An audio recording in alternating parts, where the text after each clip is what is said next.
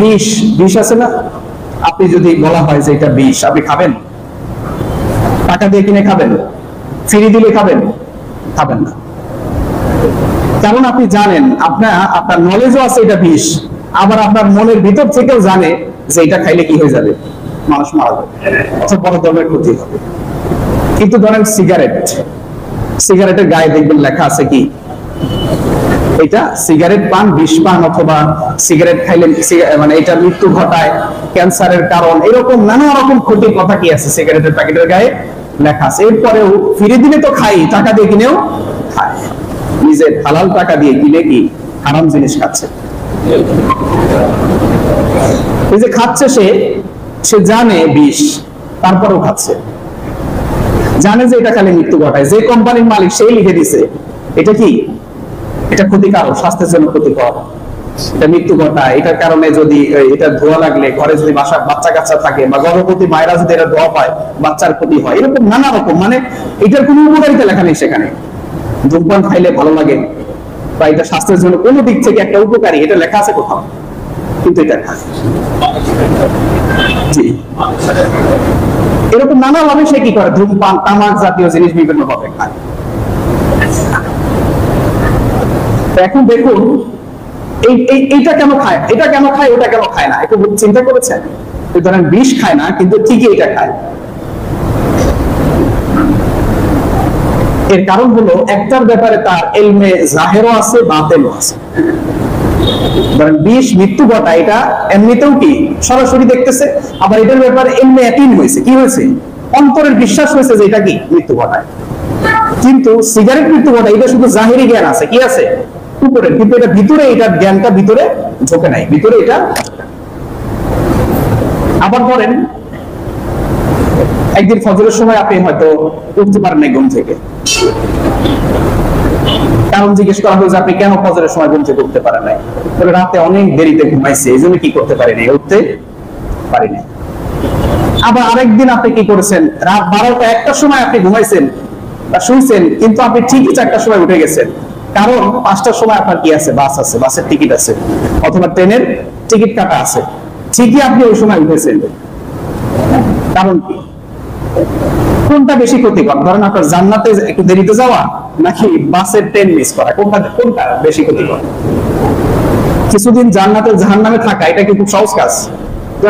কোন কারণে আপনার নামাজ ত্যাগ করার কারণে, ইচ্ছাকৃত নামাজ ত্যাগ করার কারণে যদি আপনি জাহান্নামে 1 সেকেন্ডও থাকতে হয়, এটা কি সহজ কাজ? দুনিয়ার সব কিছু বাদ দিয়ে তো আপনি কি করবেন, জান্নাত ধরার চেষ্টা করবেন।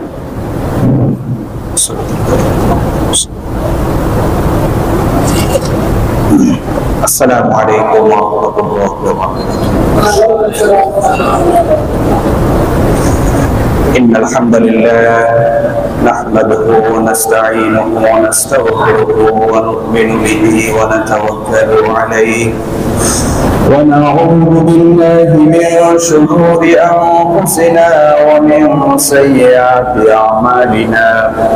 من يهده الله فلا مضل له ومن يضلله فلا هادي له ونشهد أن لا إله إلا الله لا شريك له له الملك وله الحمد وهو على كل شيء قدير ونشهد أن سيدنا حبيبنا ومولانا محمد الذي أرسله بالحق بشيرا ونذيرا وداعيا إلى الله بإذنه وسراجا منيرا. أما بعد فقد قال الله سبحانه وتعالى في كلامه المجيد: فأعوذ بالله من الشيطان الرجيم. بسم الله الرحمن الرحيم. يا أيها الرسل كلوا من الطيبات واعملوا صالحا إني بما تعملون عليم. وقال الله تعالى إن الله وملائكته يصلون على النبي يا أيها الذين آمنوا صلوا عليه وسلموا تسليما اللهم صل على محمد وعلى آل محمد كما صليت على إبراهيم وعلى آل إبراهيم إنك حميد مجيد اللهم بارك على محمد وعلى آل محمد كما باركت على إبراهيم وعلى آل إبراهيم إنك حميد مجيد আরশে আজিমের মহান অধিপতি রব্বুল ইজ্জত ওয়াল জালালের দরবারে লাখ কোটি শুকর গুজার হচ্ছি যে মহান মহিব আমাদেরকে পবিত্র জুমার দিনে জুমার মসজিদে এসে আগের থেকে বসে খাওয়ার সুযোগ করে দিয়েছেন, সৌভাগ্যের অধিকারী করেছেন। সেই মহান মনিবের প্রতি শুকরিয়া আদায় করছি। সকলে বলে আলহামদুলিল্লাহ। দরুদ এবং সালাম প্রেরণ করছি সাইয়্যিদুল মুরসালিন রাহমাতাল লিল আলামিন মুহাম্মদুর রাসূলুল্লাহ সাল্লাল্লাহু আলাইহি ওয়াসাল্লাম। সম্মানিত উপস্থিতি, আজকের জুমার খুতবায় আমরা আলোচনা করব বর্তমান সমাজের একটি মারাত্মক ব্যাধি, দুর্নীতি। এই দুর্নীতি বিষয়টা কি এবং এই দুর্নীতির দমনে ইসলামের ভূমিকা কি, বিশেষ করে দুর্নীতি দমনে ইসলামের কি কি পদক্ষেপগুলো রয়েছে এগুলো নিয়ে আলোচনা করবো ইনশাআল্লাহ। আমাদের বর্তমান সমাজ এবং দেশ, রাষ্ট্র, ব্যক্তির উন্নয়নের ক্ষেত্রে সবচেয়ে বড় বাধা হচ্ছে দুর্নীতি। সকল ক্ষেত্রে, রাষ্ট্রীয় ক্ষেত্রে বলেন, সামাজিক ক্ষেত্রে বলেন, প্রাতিষ্ঠানিক ক্ষেত্রে বলেন বা ব্যক্তি জীবনের বিভিন্ন সফলতার ক্ষেত্রেও বাধা হয়ে যে জিনিসটা আমাদের সামনে একদম পিলারের মতো দাঁড়িয়ে থাকে সেটি হচ্ছে কি? দুর্নীতি। এই দুর্নীতি জিনিসটা কি? দুর্নীতি এই শব্দটার ভিতরেই কি রয়েছে? পরিচয় রয়েছে নীতি বিরুদ্ধ, মানে নিয়ম নীতির বাহিরে যায়, এগুলো কি? দুর্নীতি। একটা রাষ্ট্র পরিচালনার জন্য একটা নীতি আছে, যখনই এই নীতিকে ফলো না করে নিজেদের সুবিধা মতো কি করা হয়, চলা যায় বা বিভিন্ন আইন প্রয়োগ করা হয় বা নিয়মের বাহিরে গিয়ে, নীতি আছে নীতির বাইরে গিয়ে কাজ করা হয়, তখন সেটা দুর্নীতি। শেয়ার বাজার, সেখানে একটা নীতি আছে, এই নীতির বাহিরে গিয়ে এক ধরনের যদি কার্যক্রম করা হয় সেখানে দুর্নীতি হয়। পুলিশ প্রশাসন, সেখানেও কি আছে? একটা নিয়ম নীতি আছে, সেখানে নিয়ম নীতির বাহিরে গিয়ে যদি কিছু করা হয় সেখানে কি হবে? দুর্নীতি হয়। স্বাস্থ্য ক্ষেত্র, অর্থাৎ চিকিৎসার যেই ফাংশনগুলো রয়েছে আমাদের সমাজে, সেখানে যদি নিয়ম নীতির বিরুদ্ধে কিছু করা হয় সেখানে কি হয়? দুর্নীতি। এরকম ভাবে মানুষের ব্যক্তিগত অথবা প্রাতিষ্ঠানিক অথবা অন্য কোনো স্বার্থে যখন নীতি বিরুদ্ধ কাজ করা হয়ে থাকে তখন সেগুলোকে কি বলা হয়ে থাকে? দুর্নীতি বলা হয়। এবং আমাদের সমাজে একটা অবস্থা প্রচলিত আছে এইভাবে যে সারা জীবন এরকম দুর্নীতি করে অর্থ উপার্জন করব, করে বয়স যখন শেষ হয়ে যাবে তখন অনেক টাকা পয়সা থাকবে, মসজিদ, মাদ্রাসা, গরিব, মিসকিন, অসহায়দের ব্যাপক দান করে এগুলো আগের যা আছে সব কি হয়ে যাবে? হালাল হয়ে যাবে। শেষ জীবনে গিয়ে সব মাফটা চেয়ে নিব। বিষয়টা হচ্ছে এরকম যে আমি তো অনেক দুর্নীতি করছি, অনেক অনিয়ম করেছি, টাকা পয়সা কামাই করছি, এখন একটা সে হালাল করার একটা উপায় খুঁজে নেয়। কিভাবে খুঁজে নেয়? হালাল করার একটা উপায় খুঁজে নেয় এইভাবে যে আমি কি করব? মসজিদে দান করব, আল্লাহর ঘর মসজিদ, তো আমার দুর্নীতির টাকার একটা ভাগ আমি সেখানে দিয়ে দিলাম, মানে আল্লাহকে ঘুষ দিলাম। কি করলাম? আল্লাহকে ঘুষ দিয়ে দিলাম। নাউজুবিল্লাহ। সে যেই নীতি অবলম্বন করে সেটা আবার আল্লাহর ক্ষেত্রে কি করতেছে? প্রয়োগ করতেছে। ইমাম সাহেবকে কিছু দিব বা আলেম ওলামাদেরকে কিছু হাদিয়া দিব, যাদের হালাল ইনকাম তারা হয়তো 100, 200, 500 টাকা হাদিয়া দেয়, কেউ হয়তো 50-20 টাকা হবে। কিন্তু যাদের ধরেন 1 লাখ টাকা দুর্নীতি করছে, ও 5-10 হাজার টাকা হাদিয়া দিলে অসুবিধা আছে? সে যদি চিন্তা করে যে আমি আমার এটাকে একটু ইমাম সাহেব আমার জন্য দোয়া করে দিবে। আমরা দেখুন দোয়া করার ক্ষেত্রে হাদিয়ার তারতম্যের কারণে দোয়ার কি হয়, দোয়া এমন সাইজের দোয়া করি যার হাদিয়া বেশি তাকে এত সুন্দর করে দোয়া করে দিই, জান্নাতের গেট পর্যন্ত পৌঁছায় দিয়ে ঢুকাই দিয়ে আসে যে একেবারে চলে যায়। এই কাজগুলো আমরা করে থাকি বিভিন্ন মাহফিলে, মসজিদে, এরকম করে আমরা করি।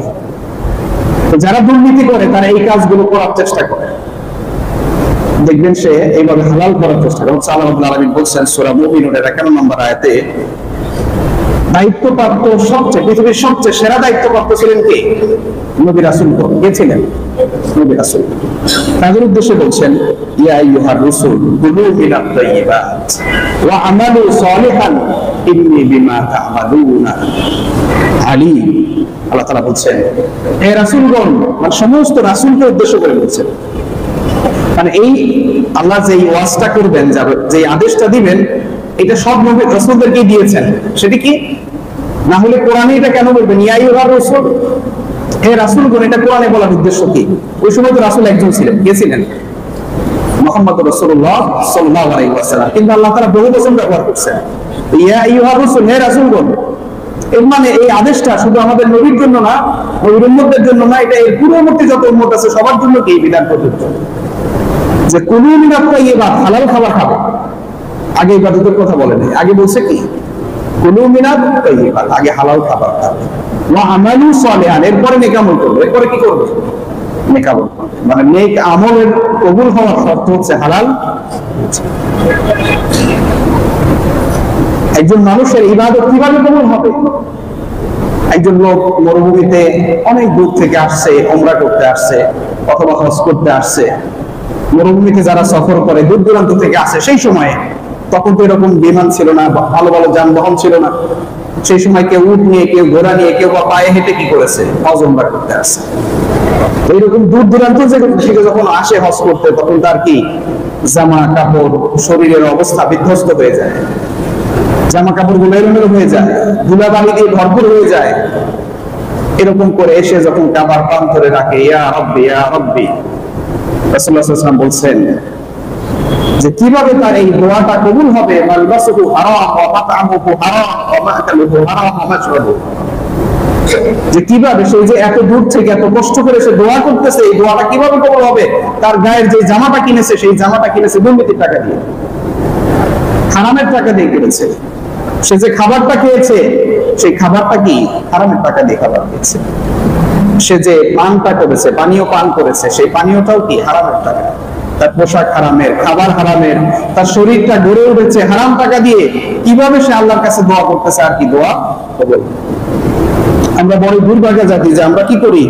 সারা জীবন দুর্নীতি করে জীবনের শেষ বয়সে এসে আল্লাহর কাছে দলিতা করি বা এগুলোকে ধামাচাপা দেওয়ার জন্য, আল্লাহকে সন্তুষ্ট করার জন্য কিছু দান সদকা করে পার পাওয়ার চেষ্টা করি। এর চেয়ে দুর্ভাগ্য জাতি আর হতে পারে না। আল্লাহ তাআলা বলছেন, ওয়ালা তাকুলু আমওয়ালাকুম বাইনাকুম বিল বাতিল, যে তোমরা তোমাদের একে অপরের ধন সম্পদ এটা কি করবে না? অন্যায়ভাবে খাবে না, ভক্ষণ করবে না। এই অন্যায়ের বহু প্রকার আছে, আমরা একটু পরে আলোচনা করব যে কত ধরনের দুর্নীতি আমাদের সমাজে আছে। অন্যায়ভাবে কত রকমের কি করা যায়? লুটপাট করে মানুষের টাকা ভক্ষণ করা যায় এবং করছে, করা যায় না শুধু, এটা অহরহ চলতেছে। আল্লাহ তাআলা বলছেন, এবং এমন আছেন যে ওয়াতুবু বিহা ইলাল হুকামি লিতাকুলা ফারিকাম মিন আমওয়ালিন নাস, এবং তোমরা কি করবে না? মানুষের সম্পদ অন্যায়ভাবে দখল করার জন্য এই দাবি নিয়ে তোমরা বিচারকের কাছে কি করবে না? যাবে। অনেক সময় জমি আমার না, কিন্তু কোনোভাবে দুর্বল মানুষ তাকে ফাঁসানোর জন্য, তার জমিটা দখল করার জন্য এটা নিয়ে আদালত পর্যন্ত দৌড়ায়। অথবা অন্যায়ভাবে মানুষের সম্পদ নেওয়ার জন্য মামলা করে দেয় বিভিন্ন ভাবে, কারণ প্রশাসন হয়তো আমার হাতে আছে, বিভিন্ন ভাবে আমার কি আছে? ক্ষমতা আছে, পাওয়ার আছে। এই জন্য আমি কি করি? প্রশাসনের সহযোগিতা নিয়ে কি করি? আমি এরকম মানুষের সম্পদ গুলো আমি দখল করার চেষ্টা করি। তো আল্লাহ তাআলা এইভাবে বলছেন, তোমরা কি করো না?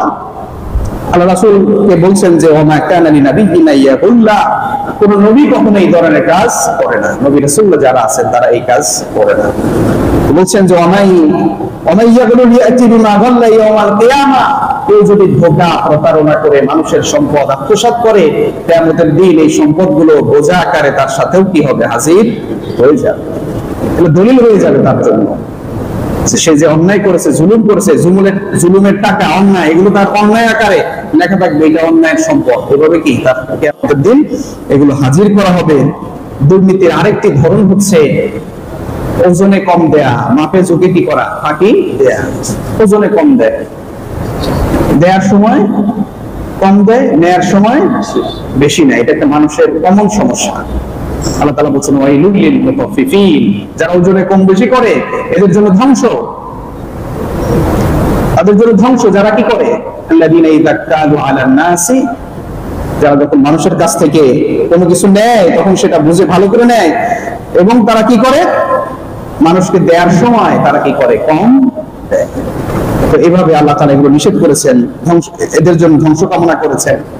এবং যারা বিশেষ করে মানুষের সীমা লঙ্ঘন করে, বাড়াবাড়ি করে, দুর্নীতি যারা করে, এরা কি করে, আল্লাহর সীমারেখা লঙ্ঘন করে, এদের কথা আল্লাহ তাআলা বলেছেন ইন্নাল্লাহা ইয়া'মুরু বিল আদলি ওয়াল ইহসান। আল্লাহ তাআলা তোমাদেরকে আদেশ দিচ্ছেন তিনটা। একটি হচ্ছে কি করবে, আদল করবে, আদালত কায়েম করবে, মানে যেখানে যেটা দেয়া দরকার সেখানে ততটুকুই দিবে, ইনসাফ কায়েম করবে, ইহসান করবে। অর্থাৎ ইনসাফ, আদালত, এটা সমর্থক শব্দ। অর্থাৎ একজন যা পাবে তাকে ততটুকুই কি করবে, দিবে, এটা হচ্ছে আদালত।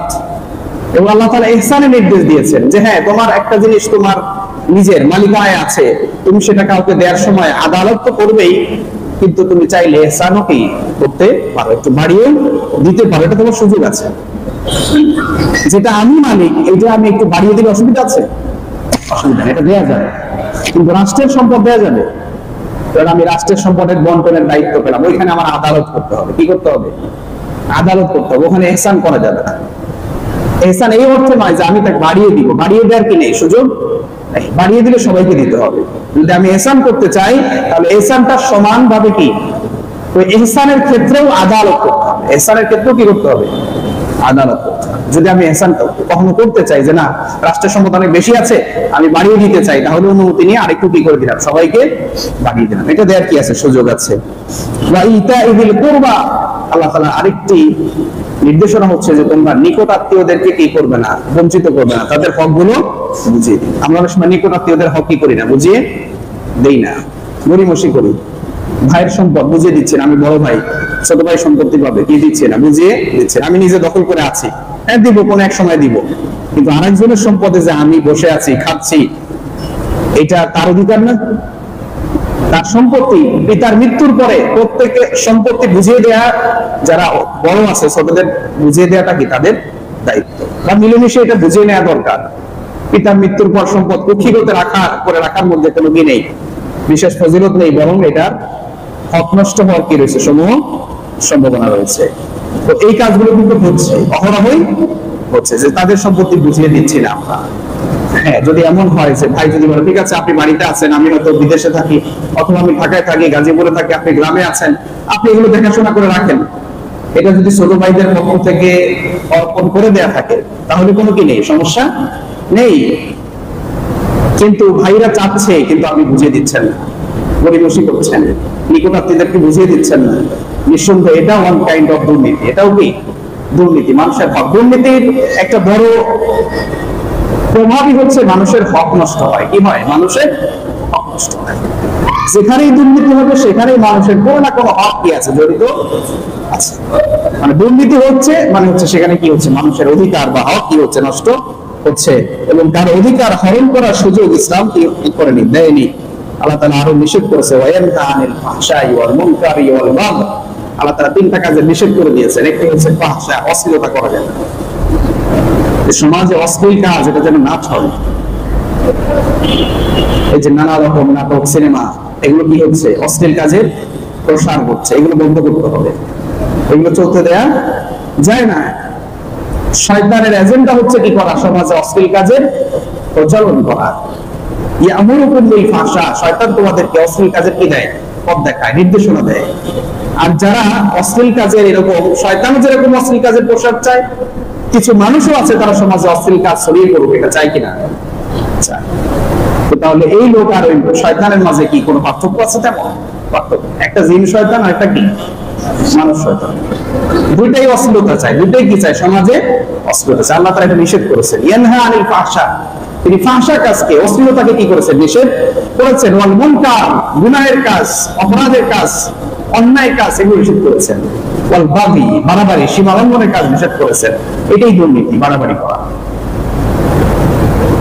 যেখানে ভূমি অফিসে আপনি স্বাভাবিকভাবে কি করবেন? একটা জমি রেজিস্ট্রি করতে যাবেন, কিন্তু সেখানে কিছু টাকা না দিলে কি হয় না? দলিলটা হাতে আসে না। যেটা আজকে পাওয়ার কথা সেটা মাসের পর মাস, বছরের পর বছর ঘুরতে থাকে। আপনি বৈধ একটা জিনিস পাবেন, এটার একটা হয়তো কোন একটা জটিলতা আছে। আমাদের সমাজে বেশিরভাগ জায়গায় যেগুলো প্রত্যেক সূত্রে অথবা পূর্বের আজ থেকে 20-30 বছর আগের সম্পত্তি যারা কেনা বেচা করেছেন, এরা কেনা বেচার সময় এত ভালো, এখন বর্তমানে যেরকম যাচাই বাছাই হয়, খারিজ দেখে জমি কেনা বেচা হয়, ওই সময় এটা হতো। ওই সময় এটা অমুকের সম্পত্তি, এটা সবাই জানে। তিনি কি করেছেন? দলিল করে দিয়েছেন, ওই রেজিস্ট্রি হয়ে গেছে। এখন বর্তমান সময় আবার কেনা বেচা করতে গিয়ে কি হচ্ছে? ঝামেলা হচ্ছে। এইগুলো নিয়ে ভূমি অফিসগুলো এত পরিমাণে দুর্নীতি করছে, এটা বলার মতো অপেক্ষা রাখে না। সব জেলায়, সব থানায়, সব উপজেলায়, কোন জায়গায় কম, কোন জায়গায় বেশি, কিন্তু এইগুলো দুর্নীতির সবচেয়ে বড় আখড়া হিসেবে ধরে নিচ্ছে। এগুলো বন্ধ হওয়া দরকার। এগুলো কি হওয়া দরকার? বন্ধ হওয়া দরকার। এগুলো আল্লাহর কাছে কি জবাব দেবে? মানুষের কাছ থেকে ঘুষ নেয়া। রাসূল করিম সাল্লাল্লাহু আলাইহি ওয়াসাল্লাম বলেছেন, না রাসূলুল্লাহ সাল্লাল্লাহু আলাইহি ওয়াসাল্লাম আর রাশি ওয়াল মুরতাশি, আল্লাহ রাসূল স্বয়ং নিজে যে ঘুষ দেয়, যে ঘুষ নেয়, উভয়কে কি করেছেন? লানত দিয়েছেন। কিলাহুমা ফিন্নার, এরা উভয় জাহান্নামী। যে ঘুষ দেয়, যে ঘুষ নেয়, সে কি? তার উভয় জাহান্নাম। তবে এখানে কথা আছে, কথা আছে, ঘুষ নেয়া নিঃসন্দেহে জাহান্নাম। ঘুষ নিলে আল্লাহ রাসূলের অভিশাপ তার জন্য, এই ব্যাপারে কোনো সন্দেহ নেই। কিন্তু ঘুষ দেওয়ার ক্ষেত্রে একটু পার্থক্য আছে। ঘুষ দেওয়ার ক্ষেত্রে ঘুষ দানকারীর কিছু ব্যাপার আছে। কারণ আপনি এখন এমন অবস্থায় পড়তে হয়েছেন যে ঘুষ না দিলে আপনার বৈধ জমি আপনি কি পাচ্ছেন না? বুঝে পাচ্ছেন না। আপনার ন্যায্য অধিকার যেটা আপনি পাবেন, কিন্তু ঘুষের কারণে কি হয়ে আছে? ঠিক আছে, সেই ক্ষেত্রে আপনি বাধ্য হয়ে ওই যে যেরকম মরা গরুর মাংস বিপদে পড়লে কি করা যায়, মানে জীবন বাঁচানোর তাগিদে কিছু পরিমাণে খাওয়া যায়, এরকম আপনি শুধুমাত্র আপনার ন্যায্য অধিকার ফিরে পাওয়ার জন্য কিছু ঘুষ দিতে পারেন। এই ক্ষেত্রে ঘুষদাতা কি হবে না? গুনাহগার হবে না। কিন্তু ঘুষ গ্রহণকারী জালিম, ঘুষ গ্রহণকারী লানতের উপযোগী, ঘুষ গ্রহণকারী জাহান্নাম। এই ব্যাপারে কোনো সন্দেহ আছে? সন্দেহ নাই। রাসূলুল্লাহ সাল্লাল্লাহু আলাইহি ওয়াসাল্লামের প্রতি যদি ঈমান থাকে, রাসূলের কথার প্রতি যদি ঈমান থাকে, আল্লাহর প্রতি যদি বিশ্বাস থাকে, তাহলে এটাও বিশ্বাস করতে হবে যে যে ঘুষ গ্রহণ করে তারা প্রত্যেকেই জাহান্নামী, জাহান্নামে তাদের যেতেই হবে, জাহান্নামের শাস্তি ভোগ করতেই হবে তাদের। মানুষের হক নষ্ট করা এটা ভয়ঙ্কর একটা অপরাধ, ভয়ঙ্কর অপরাধ। মানুষের হক নষ্ট করার থেকে দূরে থাকার জন্য রাসূল সাল্লাল্লাহু আলাইহি ওয়াসাল্লাম বহু হাদিস বর্ণনা করেছেন। সেগুলো এই মুহূর্তে আমরা সব বলতে পারবো না, সামনে ইনশাআল্লাহ আমরা জানবো ইনশাআল্লাহ। তো এইভাবে তেমনি ভাবে আমরা দুর্নীতির আরো কিছু জায়গা হলো যে আমরা স্বজন প্রীতি করি। কি করি? স্বজন প্রীতি করি। মামা, খালু, চাচা, হ্যালো বলে দিলে কি হয়ে যায়? কাজ হয়ে যায়। আমার মামা হয়তো এমপি অথবা চেয়ারম্যান, অন্যরা গেলে যেভাবে কাজ হয়, কিন্তু আমি ফোন একটা দিয়ে দিলে কি হয়? তার চেয়ে দ্রুত গতিতে কাজ হয়ে যায়। রাসূলুল্লাহ সাল্লাল্লাহু আলাইহি ওয়াসাল্লাম বলছেন, আল্লাহ তাআলা বলছেন, ওয়াইদা কুনতুম তা'দিলু, যখন তোমরা কারো সামনে কোনো কথা বলবে, তোমরা কি ন্যায়সঙ্গতভাবে কি করো? কথা বলো। ওয়ালাউ কানা যা কুরবা, যদিও তোমার সেই কথাটা তোমার নিকট আত্মীয়দের বিপক্ষেও যায়, মানে নিকট আত্মীয়দের বিরুদ্ধে গেলেও তোমাকে কি করতে হবে? সত্য কথা বলতে হবে। তোমার আত্মীয়, এই জন্য তুমি কি করবা না?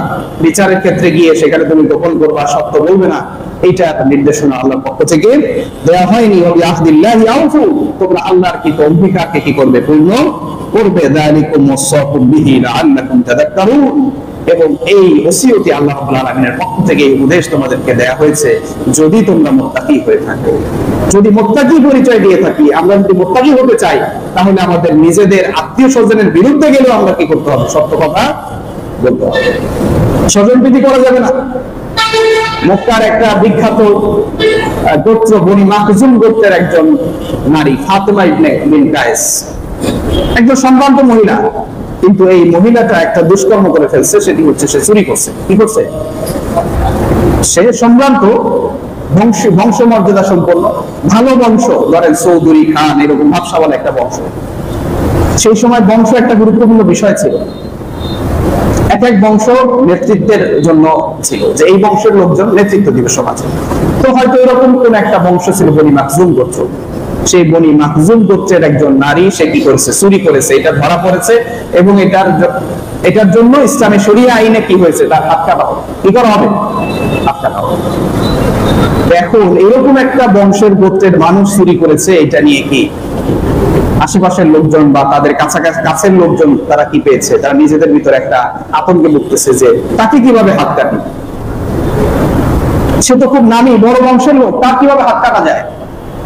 তো পাঠাইছে যে যাও রাসূল সাল্লাল্লাহু আলাইহি ওয়াসাল্লামের কাছে গিয়ে একটু সুপারিশ করো, তার শাস্তিটা একটু কমানো যায় কিনা, হাতটা না কেটে একটু কিছু ব্যত্রাঘাত দিয়ে তাকে ছেড়ে দেওয়া যায় কিনা, কোন রকম একটু ইয়ে করা যায় কিনা।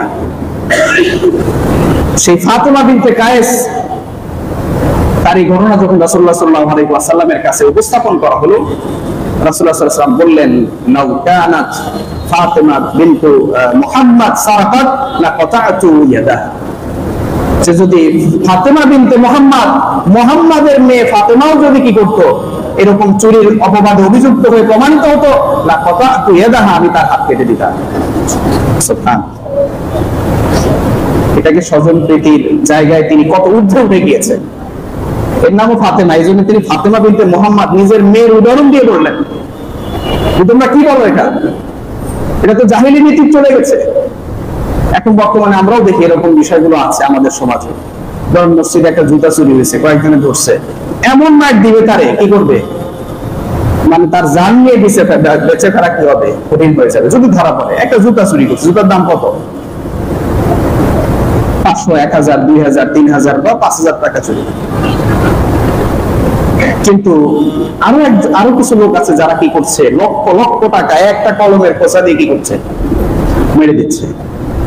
এদেরকে আমরা সামনে নিয়ে এসে প্রধান অতিথি করে কি করছি, সম্মানিত করছি। এরকম হচ্ছে কিনা?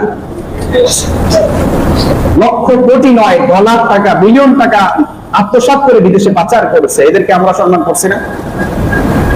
সম্মান করেছি। অথচ আমরা এই সামান্য একটা ইয়ের জন্য তাকে কি করি, শাস্তি দেই, মারাত্মক শাস্তি দেই। কিন্তু ওই চুরিগুলো আমাদের চোখের সামনে ধরা পড়ে না, বড় বড় চুরিগুলো আমাদের চোখের সামনে ধরা পড়ে না। সময় তো হাজির, আমাদের ন্যায়ের ক্ষেত্রে, ইনসাফের ক্ষেত্রে, অন্যায়ের ক্ষেত্রে অবশ্যই আদালতের সাথে কি করতে হবে, সুবিচার করতে হবে।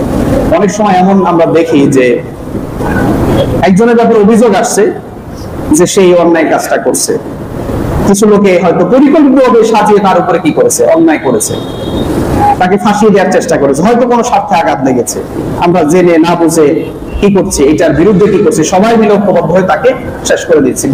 বিচারের কোনো ধার ধারছি না, সমানে তার উপরে কি করছি, নিজেরাই বিচারক অপরাধী সাব্যস্ত করছে, নিজেরাই আবার বিচার করে তাকে শাস্তি দিচ্ছে।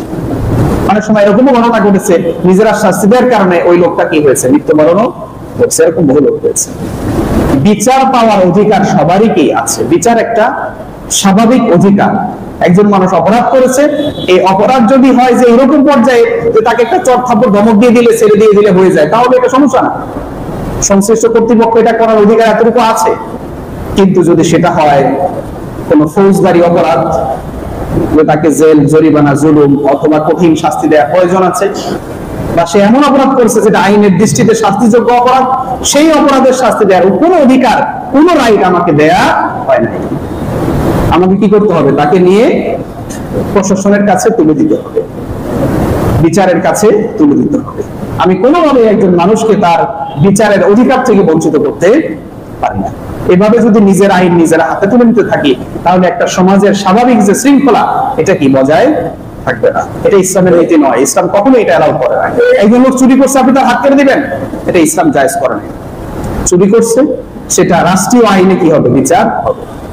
রাষ্ট্র যদি ইসলামিক হয়, ইসলামিক আইনে বিচার হবে।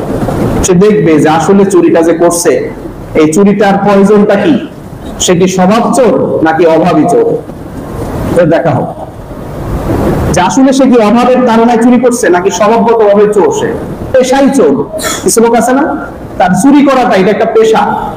আর একজন হলো সে অভাবে পড়ে গেছে, হয়তো ঋণগ্রস্ত হয়ে পড়ছে, কিন্তু সে চুরি করছে। এখন ঋণগ্রস্ত যে চোর, ঋণগ্রস্ত হয়ে চুরি করছে, আপনি কি তারও হাত কাটবেন? ইসলামে এই অধিকার দেওয়া হয় নাই। এই একজন ঋণগ্রস্ত ব্যক্তির এই ঋণ পরিশোধের দায়িত্ব রাষ্ট্রের নিতে হবে। রাষ্ট্রের কি দিতে হতো।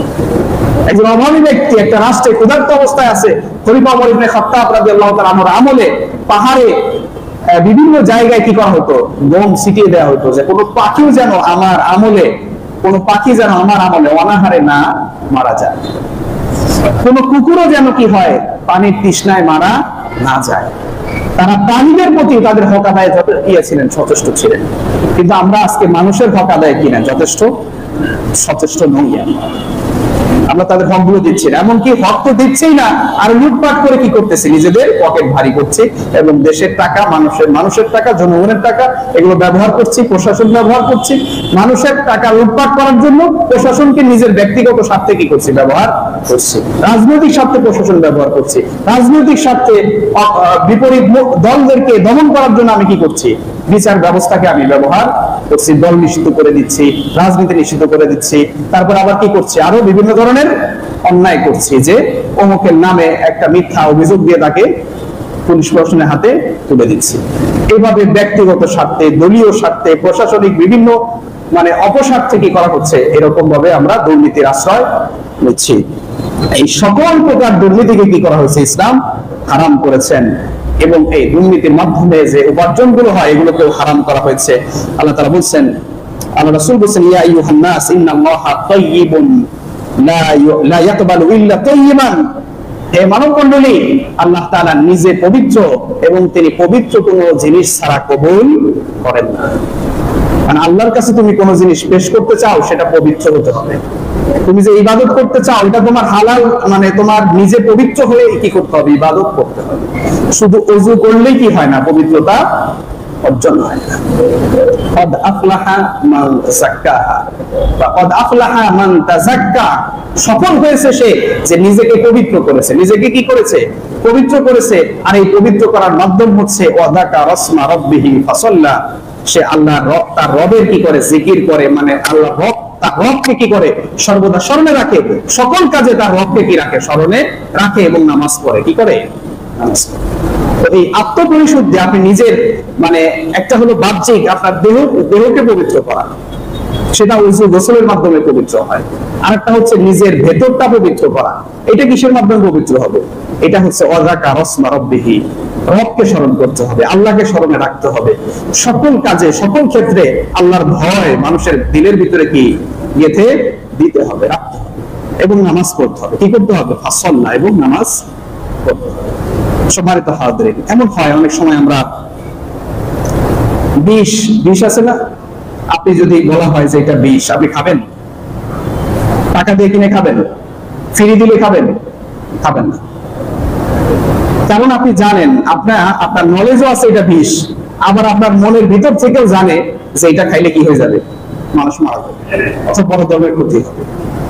কিন্তু ধরেন সিগারেটের গায়ে দেখবেন লেখা আছে কি, এটা সিগারেট পান, বিষ পান, অথবা সিগারেট খাইলে এটা মৃত্যু ঘটায়, ক্যান্সারের কারণ, এরকম নানা রকম ক্ষতির কথা কি আছে সিগারেটের প্যাকেটের গায়ে লেখা আছে। এরপরেও ফিরে দিলে তো খাই, টাকা দিয়ে কিনেও খায়। নিজের হালাল টাকা দিয়ে কিনে কি হারাম জিনিস খাচ্ছে। এই যে খাচ্ছে, সে জানে বিষ, তারপরেও খাচ্ছে। জানে যে এটা খালি মৃত্যু ঘটায়, যে কোম্পানির মালিক সেই লিখে দিছে এটা কি, এটা ক্ষতিকারক, স্বাস্থ্যের জন্য ক্ষতিকর, এটা মৃত্যু ঘটায়। এটার কারণে যদি এটা ধোয়া লাগলে, ঘরে যদি বাচ্চা কাচ্চা থাকে বা গর্ভবতী মায়েরা যদি এটা ধোয়া পায়, বাচ্চার ক্ষতি হয়, এরকম নানা রকম। এটার কোনো উপকারিতা লেখা নেই সেখানে। ধূমপান খাইলে ভালো লাগে বা এটা স্বাস্থ্যের জন্য কোনো দিক থেকে একটা উপকারী, এটা লেখা আছে কোথাও, কিন্তু এটা জি এরকম নানা ভাবে সে কি করে, ধূমপান, তামাক জাতীয় জিনিস বিভিন্ন ভাবে খায়। এখন দেখুন এইটা কেন খায়, এটা কেন খায়, ওটা কেন খায় না, একটু চিন্তা করেছেন?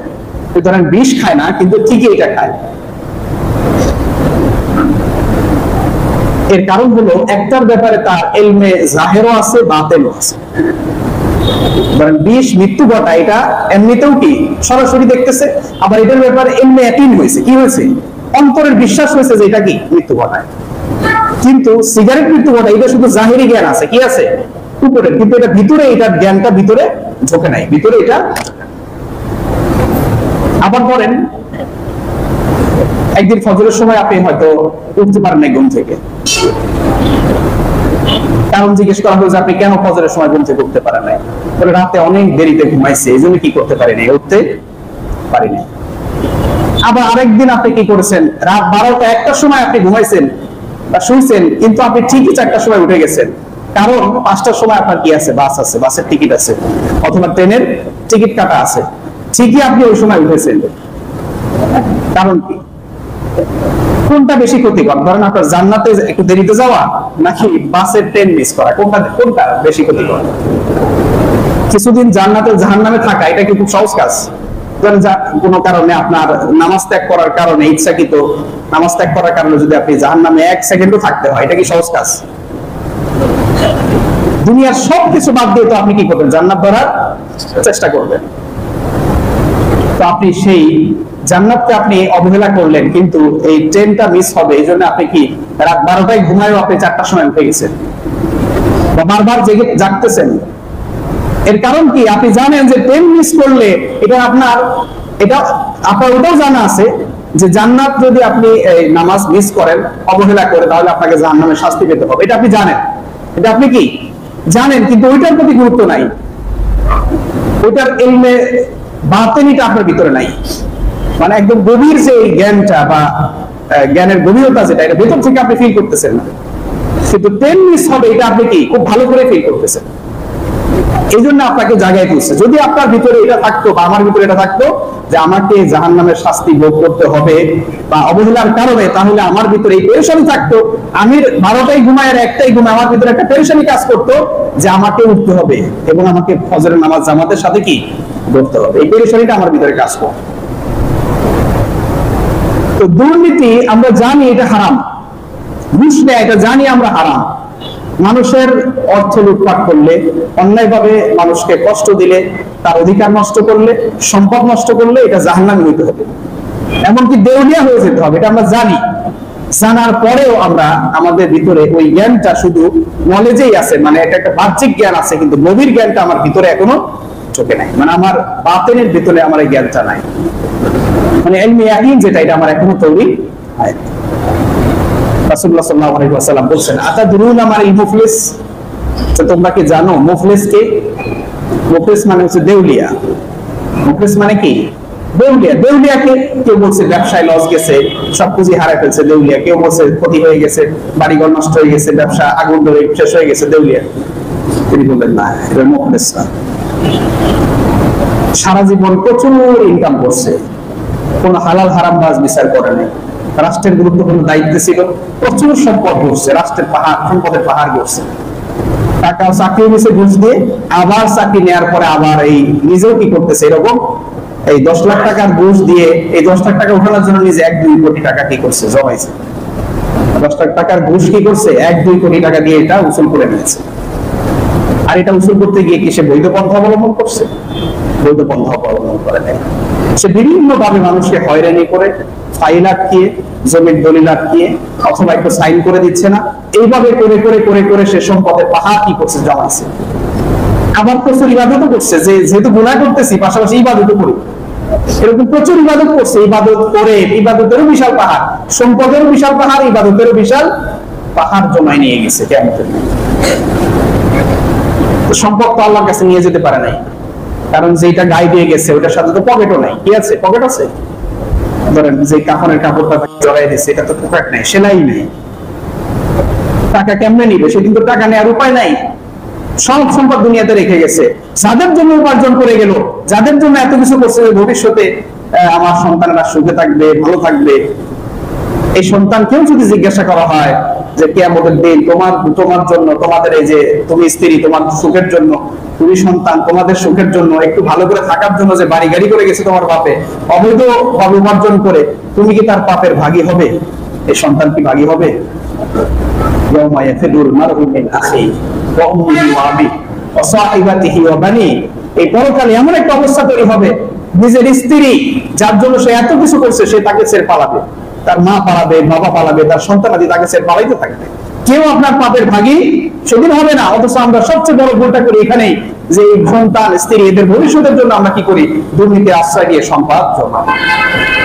আপনি ভালোভাবে উপার্জন করে জমান, এটা কোনো সমস্যা নাই। আপনি বৈধ পন্থায় স্ত্রী সন্তানদের সুখে রাখার জন্য অনেক কিছু করেন, এটা ইসলাম নিষেধ করে নাই। কিন্তু আপনি অবৈধভাবে অন্যায়ভাবে মানুষের সম্পদ লুটপাট করে তাদের জন্য অনেক কিছু করে যাবেন, এই স্ত্রী সন্তানও আপনার সামনে দাঁড়াবে না। দুনিয়াতেই তো দাঁড়ায় না, আখিরাতে কিসের দাঁড়াবে? কত লাখ টাকা দিয়ে ছাগল কিনে বাপকে অস্বীকার করছে, করছে না? করছে তো, যে এটা আমার বাপ না, আবার বাপ অস্বীকার করছে এটা আমার বাপের ছেলেকে অস্বীকার করছে। দুনিয়াতেই, আখিরাতের নিদর্শন তো দুনিয়াতেই দেখা যায়। স্ত্রী বলে দিবে যে এটা আমার স্বামী না, দুনিয়াতেই তো বলে। বিপদে পড়লে দুটোকে ধরলে কি করে? স্ত্রী অস্বীকার করে, স্বামী অস্বীকার করে, অথবা বাবা ছেলেকে অস্বীকার করছে। তো আখিরাতের অবস্থা কি অবস্থা হবে চিন্তা করে। তো কিয়ামতের দিন এরকম দুর্নীতিবাজ বিশাল নেকের পাহাড় নিয়ে গেছে, প্রচুর নামাজ পড়ছে, হজ করছে, দান সদকা করছে, ইমাম সাহেবকে দিয়েছে, মসজিদে দিয়েছে, মাদ্রাসায় দিয়েছে, প্রচুর সব নিয়ে উঠছে। উঠার পরে সে যেহেতু একটা বিশাল দায়িত্ব ছিল, বহু মানুষের হক মারছে, সব পাওনাদার এসে হাজির হয়েছে। হাজির হয়ে বলতেছে যে আমি দুনিয়াতে তো বিচার পাই নাই, আমি বিপদে পড়ছিলাম, আমি একটা সাইনের জন্য তার পেছনে ঘুরছি, মাসের পর মাস ঘুরছে, সে দেয় নাই, তাকে আমি 5,000, 10,000, 20,000 অথবা 1 লাখ টাকা ঘুষ দেওয়ার পরে সে সাইনটা দিছে। আমি আমার এই বিচার এখন চাই। আল্লাহু আহকামুল হাকিমিন, আল্লাহ তাআলা পৃথিবীর সমস্ত বিচারকদের উপরে কি বিচারক, সর্বশ্রেষ্ঠ বিচারক, তিনি সেই দিন ইনসাফ কায়েম করবেন। আল্লাহর একটা নাম হচ্ছে মুকসিত, আল্লাহর একটা নাম হচ্ছে আদিল, তিনি ন্যায় বিচার করবেন, সুবিচার করবেন। তিনি সেই দিন সকলের পাওনা সেদিন কি করবেন? বুঝিয়ে দিবেন। কিভাবে দিবেন? ওই দিন তো টাকা পয়সা নিয়ে যায় নাই, কিভাবে দিবেন? ওই যে সব নেকির পাহাড় নিয়ে আসছে, সে নেকির পাহাড় থেকে অল্প অল্প করে করে করে করে এই সব পাওনাদেরকে দিতে থাকবেন। দেওয়ার পরে এখন সে তো রাষ্ট্রীয় সম্পদ বন্টন করছে, সে তো জনগণের সম্পদ বন্টন করছে, সে গোটা বাংলাদেশের মানুষকে বুঝিয়ে গেলে কিভাবে দিবে? তার একজনের নেক কাজ দিয়ে কি এই এত লোকের সম্পদ বুঝিয়ে দেওয়া সম্ভব? এত লোকের হক বুঝিয়ে দেওয়া সম্ভব? সে হয়তো হাজার হাজার মানুষকে অন্যায় ভাবে রায় দিয়ে অথবা মামলা দিয়ে মানুষকে ঢুকাইছে, সবাই যখন দাঁড়িয়ে গেছে, কি উপায় হবে তার কয়টা নেক আমল দিয়ে বুঝবে? এইভাবে নেক আমল গুলো দিতে দিতে দিতে দিতে দিতে দিতে একসময় তার সমস্ত নেক আমল শেষ হয়ে যাবে। এরপরও দেখা গেছে আরো অর্ধেক লোক বাকি আছে। এখন কি হবে? তার তো আর নেক নাই, দুনিয়া থেকে যা নেক নিয়ে আসছিল সব শেষ হয়ে গেছে। হাদিস বলছে, সহিহ মুসলিমের হাদিস বলছে, রাসূল সাল্লাল্লাহু আলাইহি ওয়াসাল্লামের থেকে বর্ণিত সহিহ হাদিস, একদম সহিহ হাদিস, কোনো বিয়া নেই, ঝামেলা নেই হাদিসের মধ্যে, কোনো রাবির ত্রুটি নাই, কোনো ধরনের সনদগত সমস্যা নেই, একদম মানে মুত্তাসিল সনদের এটা আসছে হাদিসে। সেদিন এমন হবে যে এই লোকটার সমস্ত নেক আমল শেষ হয়ে গেছে, পাওনাদেরকে দেওয়ার সময় শেষ হয়ে গেছে। এরপরে যারা বাকি আছে এদের কি হবে? এরা বসে বলছে যে আমি তো আমাকে তো অপমান করছে মানুষের সামনে, আমি তার ভিন্ন মতের ছিলাম, আমাকে অপমান করছে, আমি ভিন্ন দলের ছিলাম এই জন্য আমাকে মামলা দিছে, আমি হয়তো এটা করছে এই জন্য আমাকে এটা করছে, আমার সম্পদ অন্যায়ভাবে নিয়ে গেছে, বাড়িঘর লুটপাট করছে, লোকজন পাঠায়া এগুলো করছে। এখন আমি তো চাই আল্লাহ তাহকামুল হাকিমিন, তিনি বিচার করবেন। কিভাবে করবেন? এখন তার তো কিছু নাই, কিন্তু আল্লাহ তাআলা তো আদিল, তিনি বিচার করবেন। সেদিন কিভাবে করবেন? আল্লাহ তাআলা সেদিন এই পাওনাদারদের দেখবেন কার কি গুনাহ আছে, কার কি গুনাহ আছে, এই গুনাহগুলোকে পরিমাণ মতো নিয়ে নিয়ে লোকটার দিতে থাকবে। এইভাবে দিতে দিতে দিতে দিতে তার গুনার পাহাড় এত পরিমাণ হয়ে যাবে, সেই লোকটার কি হয়ে যাবে? জাহান্নামের ফয়সালা হয়ে যাবে। নাউজুবিল্লাহ।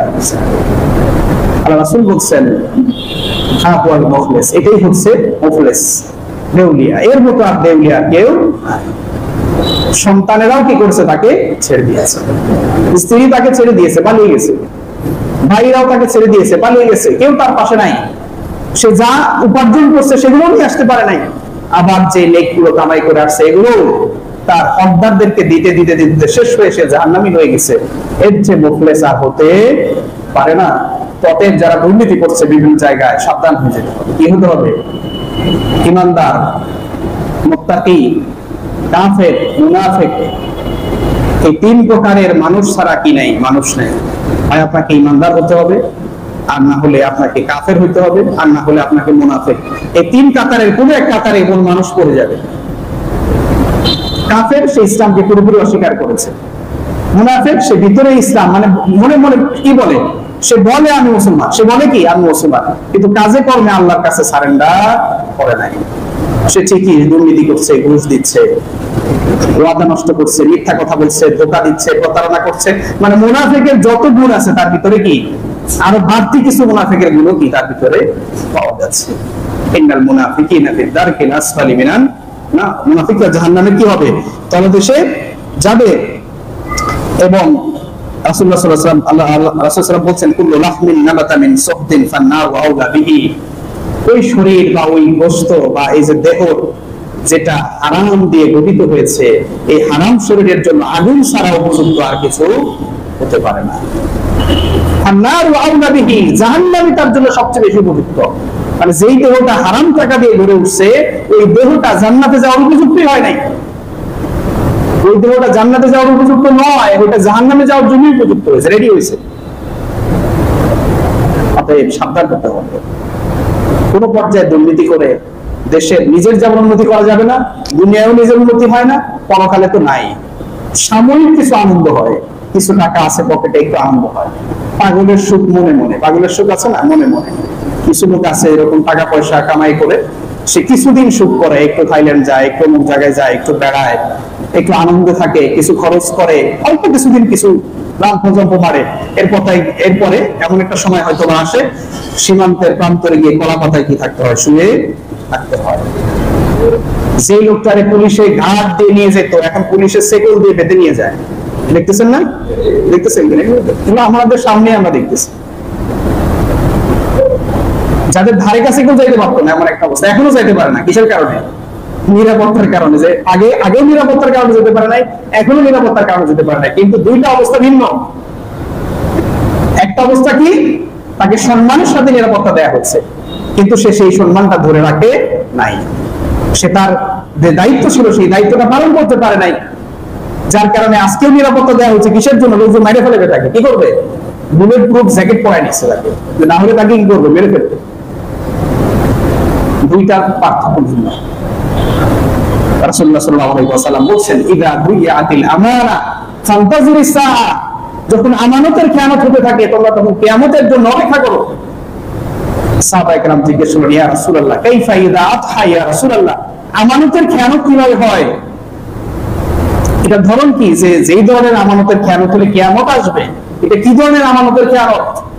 তিনি বললেন, ইযা উসনিদাল আমরু ইলা গায়রি আহলিহা ফান্তাজিরিস সাআ, যখন কোন অযোগ্য, অপদার্থ, কোন মুনাফিক, বেঈমানকে কোন দায়িত্ব দেয়া হয়, তখন তোমরা কি করো? কিয়ামতের অপেক্ষা করতে থাকো।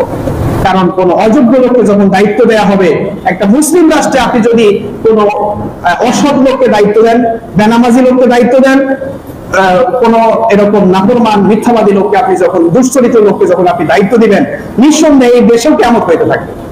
কিয়ামতটা দেশেও হবে, আবার সামনেও কি আছে? কিয়ামতের অপেক্ষা করতে হবে। আমরা এমন হয়ে গেছে, আমরা এখন আর নিজেরাও সততা হারিয়ে ফেলছি, আবার যাদেরকে আমাদের পরিচালনার দায়িত্ব দিচ্ছে এই লোকেরাও সৎ না, এই লোকেরাও কি না সৎ না। এই জন্য কিয়ামত হয়েছে একবার, হয়েছে না? মাঝখানে একবার কিয়ামত হয়ে গেল না? 5 আগস্ট সময় দেখলেন জনগণের টাকা দিয়ে বুলেট এগুলো কিনে জনগণের বুকে মারা হয়েছে। মারা হয়েছে না? ছাত্র জনতার বুকে মারা হয়েছে, হেলিকপ্টার দিয়ে গুলি করা হয়েছে। গর্ভবতী মানে মা, পেটে সন্তান অথবা ছোট শিশু আছে, সে ওই জানালা দিয়ে, সে মিছিলেও যায় নাই, মিটিংয়েও যায় নাই, হেলিকপ্টার দিয়ে গুলি করার কারণে নারায়ণগঞ্জে তাকে শরীরখানা কোথায় যেন তাকে এই করা হয়েছে। মানে হেলিকপ্টার দিয়ে গুলি করছে, গুলি করে তার পেট ছিদ্র হয়ে, মানে মাথা নাকি কোথায় আঘাত লাগছে, সাথে সাথে স্পট ডেড হয়ে গেছে। ছেলে সন্তানগুলো সব এতিম হয়ে গেছে। তো মিটিংও যায় না, মিসিংয়ে যায় না, তারপরেও কি কপালে এরকম দশা হয়েছে। আপনারা যখন এই ভুল করবেন তখন এই কিয়ামত গুলো আসবে। যতবারই ভুল করবেন ততবারই কি আসবে? এই কিয়ামতে আসবে। কে বলেছেন? কাল রাসূলুল্লাহ সাল্লাল্লাহু আলাইহি ওয়াসাল্লাম, যে আমরা যদি অযোগ্য লোককে দায়িত্ব দেই তাহলে অবশ্যই কি হবে? কিয়ামতের অপেক্ষা করতে হবে। সেটা কিয়ামত দুই ধরনের হতে পারে। একটা দুনিয়ায় কিয়ামত হয়ে যাবে, মানে দুনিয়া বলতে কি, তার দ্বারা ওই এলাকায় বা যে দায়িত্ব আছে ওই কিয়ামতে যেরকম সব বিপর্যস্ত হয়ে যায়, ওই এলাকাটাও কি হয়ে যাবে? বিপর্যস্ত হয়ে যাবে। মানে এই লোক দুর্নীতি দিয়ে পুরো এলাকা শেষ করে ফেলবে, লুটপাট দিয়ে শেষ করে ফেলবে। দেখবেন এরকম যেখানে অসৎ প্রশাসনের লোক আছে, অসৎ এমপি আছে, অসৎ মন্ত্রী আছে, দেখবেন তার এলাকা শেষ করে ফেলছে। সে নিজের ক্ষমতা দিয়ে সে পুরোটা কি করে ফেলছে? একটা কিয়ামত করার অবস্থা করে ফেলছে। ভালো মানুষগুলো কেউ কি নাই, ভালো নাই, সুখে নাই, কেউ শান্তিতে নাই। এই যে একটা বিস্ফোরণ, গণ বিস্ফোরণ হয়েছে, এটা এমনি হয়েছে? এমনি হয় নাই।